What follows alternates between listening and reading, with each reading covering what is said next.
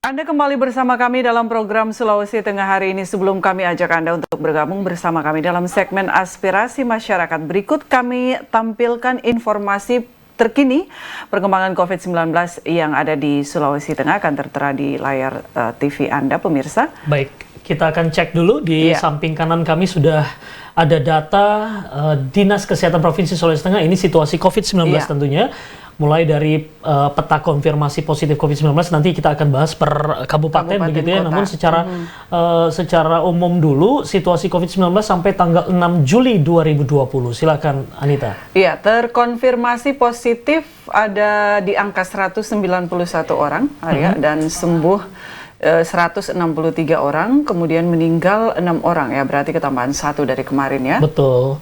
Kemudian CFR, case fatality rate, ini ada 3,14%, di mana data ini menunjukkan bagaimana adanya tingkat fatalitas kasus yang terjadi di Sulawesi Tengah, yang dimana kematian itu terjadi dalam wabah tersebut, dan itu dirangkum atau ditunjukkan dalam presentasi yaitu 3,14%. Ini ada kasus yang betul-betul fatal yang akhirnya mengakibatkan kematian dalam masa pandemi COVID-19 ini untuk di Sulawesi Tengah. Seperti yang kita lihat meninggal 6 orang begitu ya, dan CFR-nya adalah 3,14%. Ada kasus baru memang update per hari ini, Arya, ada ODP 1 orang dan PDP 4 orang, dan konfirmasi positif itu tidak ada, dan semoga jangan sampai ada lagi gitu ya. Betul. Kemudian ada 1 ODP ini dari Kabupaten Sigi ya. Kemudian 2 PDP di Kabupaten Morowali Utara dan 2 PDP di Kabupaten Poso.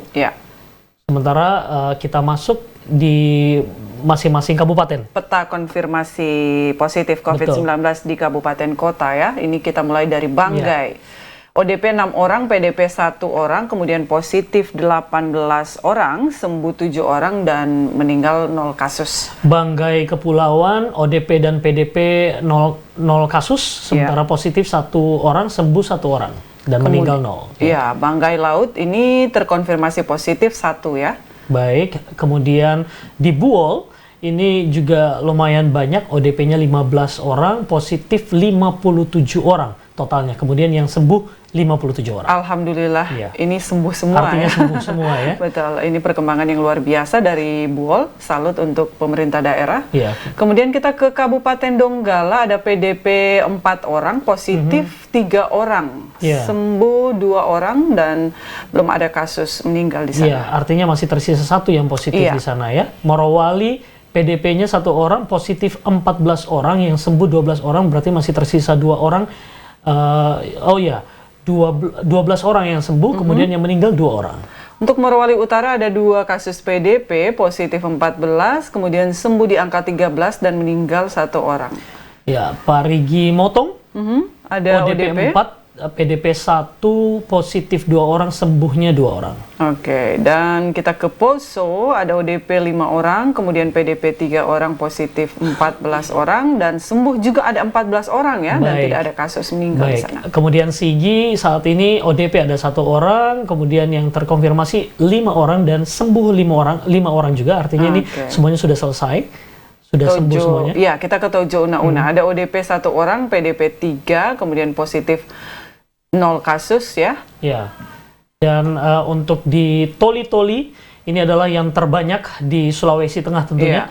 84 orang yang menjadi ODP, kemudian PDP 3 orang, positif terkonfirmasi 18 orang, dan yang sembuh 13 orang. Artinya kita masih menantikan kabar dari 5 orang yang saat ini sementara betul dalam perawatan ya. Iya, dan di Kota Palu ODP ada 3 orang, semakin sedikit. PDP 4 orang, positif 44, kemudian sembuh 37 orang, dan 3 kasus meninggal. Baik, artinya di Kota Palu masih ada beberapa nih yang tersisa untuk yang terkonfirmasi positif 7 orang ya. Betul, karena ya itu artinya sampai saat ini masih dalam perawatan, dan tentunya juga beberapa warga yang saat ini juga berada di asrama haji tentunya ya. Ini masih menantikan kabar juga, mungkin yang sudah mengikuti rapid test, kemudian juga ada hasilnya reaktif, ini harus diisolasi terlebih dahulu di asrama haji. begitu ya. Dan pemirsa, sekali lagi di layar TV Anda juga Anda bisa menyaksikan di situ terkonfirmasi sekali lagi positif 191 orang. Iya. Sembuh 183 orang dan meninggal 6 orang, sementara barcode yang Anda saksikan di layar TV Anda bisa Anda gunakan untuk mengetahui informasi terkait COVID-19 bukan hanya di Indonesia tapi di seluruh dunia. Ya, ini juga kita tampilkan kronologis kasus pertama COVID-19 di Provinsi Sulawesi Tengah, pemirsa ya. Anda bisa membaca dan juga menyimak di layar TV Anda. Ada pasien pertama inisial H, saat itu 62 tahun. Iya.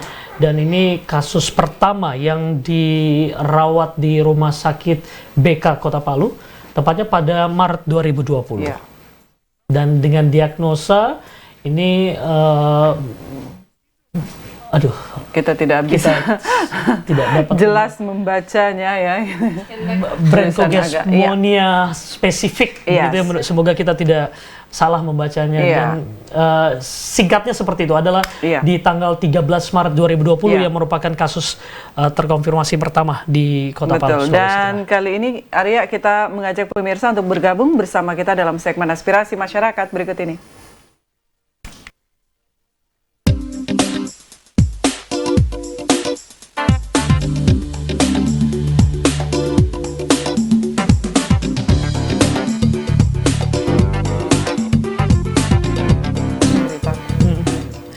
Ya baik, kami buka line telepon tertera di layar TV Anda di 0451452414. Silakan saatnya Anda untuk menghubungi kami di line telepon ini untuk berbincang dengan kami, menyampaikan aspirasi Anda, Ya. keluhan ataupun kritikan dengan apa yang terjadi saat ini di Sulawesi Tengah. Betul, atau apapun yang mungkin informasi terjadi di lingkungan sekitar Anda dan patut untuk diketahui masyarakat Baik. luas, Arya ya. Betul. Beberapa informasi yang sudah kami tampilkan di awal Sulawesi Tengah hari ini adalah terkait dengan Ombudsman yang saat ini mencoba untuk melakukan investigasi terkait dengan pembiayaan ataupun juga biaya yang dikenakan kepada warga untuk uji swab maupun juga rapid test. Baik, ini semoga ada titik terang biar masyarakat juga tidak menerima informasi yang simpang siur begitu ya. Betul, karena memang tidak bisa dipungkiri bahwa di luar sana banyak juga masyarakat yang masih mempertanyakan terkait dengan besaran biaya yang dikenakan ketika kita ingin melakukan rapid test ataupun juga uji swab. Apalagi untuk wilayah Kota Palu, begitu Anda keluar dan masuk Kota Palu, Anda harus menunjukkan hasil rapid test begitu ya. Sementara kita tahu biaya yang dikeluarkan tidak sedikit. Betul, gitu. betul. Dan Ombudsman juga meminta kepada pihak ada keterlibatan dokter dan juga psikolog begitu ya di rumah sakit rujukan, mengingat 2 kali terjadi kasus ingin lari begitu ya, melarikan diri dari rumah sakit karena selain ini membuat para petugas dan tim dokter juga kewalahan, warga pun menjadi resah begitu dengan larinya pasien-pasien ini. Apalagi kita tidak mengenal seperti apa bentuk orang dari terkonfirmasi positif yang lari ini ya. Dan memang sangat masuk akal sekali jika ini dilibatkan adalah seorang psikolog ataupun juga mungkin psikiater yang bisa ikut menangani secara psikis mental dari para pasien tentunya. Iya, memang dikabarkan kalau kita mendengar cerita di balik kaburnya pasien positif COVID ini, Arya, bahwa memang istrinya saat ini tengah menunggu kelahiran dari sang jabang bayi. Ya, memang ada sedikit dilematis di dalamnya. Di satu sisi memang ingin berada di samping istri tercinta bersama keluarga tercinta, namun di satu pihak memang satu sisi harus tetap tanda kutip dikurung begitu di rumah sakit, diisolasi karena terkait dengan penyakit yang tentunya ini sudah sama-sama kita mencoba untuk melawan penyakit atau virus tersebut, COVID-19. Dan tentunya pemirsa, bagi mereka di luar sana di masa transisi menuju era baru atau new normal ini, kita harus tidak boleh lengah, Anita, harus terus sama-sama bekerja sama dalam hal social distancing, physical distancing, dan juga menggunakan masker saat kita beraktivitas baik di luar maupun di dalam ruangan gitu ya. Oke, kami masih menunggu partisipasi Anda pemirsa di 0451 452 414. Silahkan Anda memberikan aspirasi Anda ataupun informasi yang patut diketahui oleh masyarakat luas. Sudah ada yang masuk sepertinya, kita sapa dulu. Halo. Halo. Ada Om Palu di Ulu Jadi. Waalaikumsalam warahmatullahi wabarakatuh. ini yang saya anukan ini Pak. Ini kan kita sekarang musim hujan. Iya. Nah, sekarang musim hujan, kemarin saya dengar orang bertelepon, cuma saja sempat kemarin ini kan ada beberapa kelurahan itu ada banjir. Iya. Betul. Itu tersumbat ya. Jadi hari ini jangan kita itu di kelurahan itu sudah ada kalimat. Kalimat itu kan diatur dengan Perda nomor 4 tahun 2017. Ya. Mereka itu ada insentif mereka. Jangan mereka hanya menerima insentif saja. Wali kota berpikirkan itu. Kemudian mereka ini kalau kerja pada karya, mereka hanya mundar-mandir ke sana kemari. Kalimat apa namanya ini? Baik, Satgas Kalima ya. Satgas Palu Kalima. Ini kalimat ini kan diatur dengan Perda nomor 4 tahun 2017. Iya. Tugas pokok daripada kalimat itu kebersihan, keindahan, ketertiban dan kenyamanan dan kenyamanan. Mana nyaman orang kalau buat tersumbat? Ini perlu dibicarakan dengan wali kota. Bagaimana kalimat ini? Mereka kerja pada karya, mereka tidak tunggu. Jadi ada di beberapa kelurahan, Pak. Setiap 46 kelurahan Kota Palu ini semua ada kalimatnya, Pak. Jadi kalimat itu apa? Jadi hal ini tolong disampaikan sama wali kota. Ini kalimatnya mudah-mudahan ke sana kemari karena mereka mendapatkan insentif Pak per bulan. Nah, ini perlu daripada itu padat karya kan kerja padat karya gajinya sedikit, kemudian kalimat juga tidak mau kerja. Terima kasih. Baik. Assalamualaikum warahmatullahi wabarakatuh. Terima kasih Om Palu sudah bergabung dari Ulu Jadi, lagi-lagi soal keterlibatan betul dari Kalima ya. Iya. Dan juga menyoroti terkait dengan drainase yang ada di Kota Palu. Memang ini menjadi selalu menjadi PR bagi pemerintah Kota Palu terkait dengan kebersihan, kemudian juga selokan ataupun juga drainase yang ada di Kota Palu ini yang akhirnya berbuntut pada meluapnya air dan juga sampah. Nah, ya ini lagi-lagi kembali kepada kesadaran masyarakat Betul. itu sendiri untuk membuang sampah pada tempatnya, betul. area ya. Karena memang sudah disiapkan, bahkan ada 3 macam tempat sampah yang disiapkan begitu ya. Dengan berbeda-beda jenis begitu ya. Betul. Walaupun juga pemerintah mencoba untuk semaksimal mungkin untuk menangani sampah dan juga drainase yang ada di Kota Palu ini, tapi kalau tidak didukung ada partisipasi dan juga keterlibatan dari masyarakat untuk ikut menjaga lingkungan ya akan sia-sia juga. Dan memang yang disoroti oleh Om Palu tadi memang terkait dengan Satgas Tupoksi Satgas Kalima ini ya ayo dimaksimalkan lagi gitu ya. Masing-masing kelurahan ada. Betul. Ya, baik. Terima kasih Om Palu ya atau Pak Lapolaini di Ulu Jadi. Baik, di belakang Pak Lapolaini silakan Anda yang ingin bergabung bersama kami. Di layar TV Anda tertera nomor yang dapat Anda hubungi di 0451452414. Nah ini kita juga tadi ada salah satu informasi yang menarik Arya dari Kabupaten Donggala di mana ada 52 orang warga yang sampai saat ini belum terdata gitu ya. Padahal saat ini tahap 2 itu sudah akan dibayarkan. Gitu. Terkait dengan dana stimulan stimulan. Sementara juga obrolan kita, perbincangan kita juga dengan Bapak Barto ya.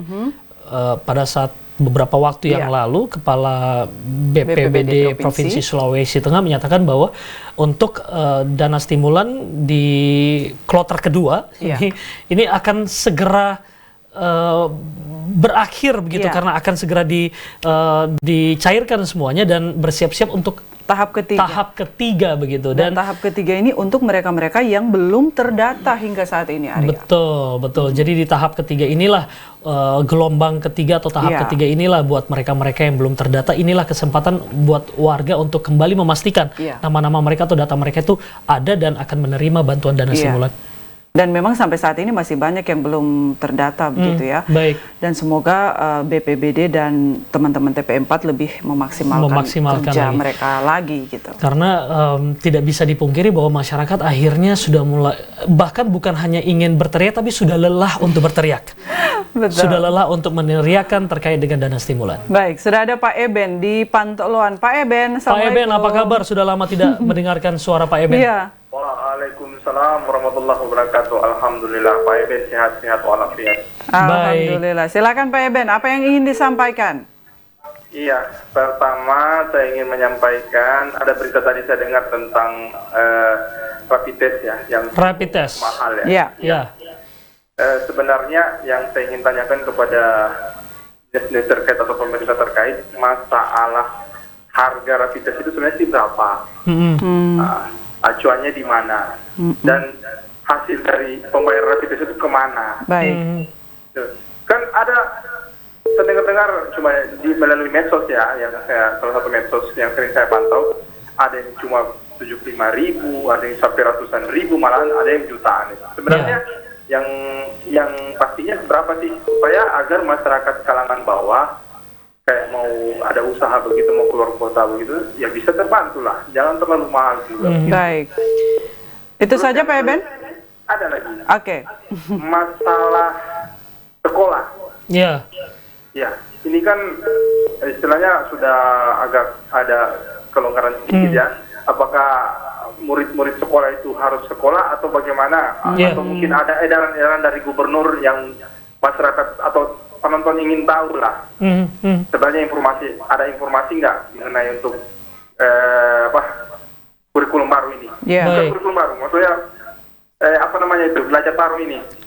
Kegiatan belajar mengajar di Kegiatan belajar mengajar yang baru. Baik. Baik. Baik. Ya, terima kasih Mas. Terima kasih Pak Terima Eben kasih Pak Eben. di pantauan yang sejak adanya COVID kemarin Pak Eben menghilang. Betul. Ya, tidak pernah terdengar lagi suaranya. Betul. Jadi sepertinya Pak beberapa Eben bulan. betul-betul menjaga jarak begitu ya. Bahkan untuk menelpon pun juga tidak mau ya. Baik. Baik, oke. terima kasih Pak Eben. Akhirnya Anda memunculkan diri Anda lagi Baik. di aspirasi masyarakat ini terkait pertama dengan adanya variasi harga yang didengarkan oleh masyarakat terkait dengan rapid test dan juga Iya. uji swab. Dan ini memang lagi diinvestigasi Betul, oleh Ombudsman. Ombudsman gitu ya. Ya. Peruntukannya kemana nanti dan memang tarifnya itu sebenarnya berapa? Berapa gitu ya? Karena memang benar yang disampaikan oleh Pak Eben tadi, banyak harga yang terdengar mulai dari puluhan ribu, ratusan ribu, bahkan ada yang sampai 1 juta. Jutaan ya. Betul. Oke. Dan juga untuk kegiatan belajar mengajar tadi, kalau untuk tingkat SMA ini mereka akan mulai dari bulan Januari 2021. 2021. Namun tingkat sekolah dasar ini masih menunggu Betul. informasi dari Baik. Kemdikbud gitu Baik. ya. Baik. Oke.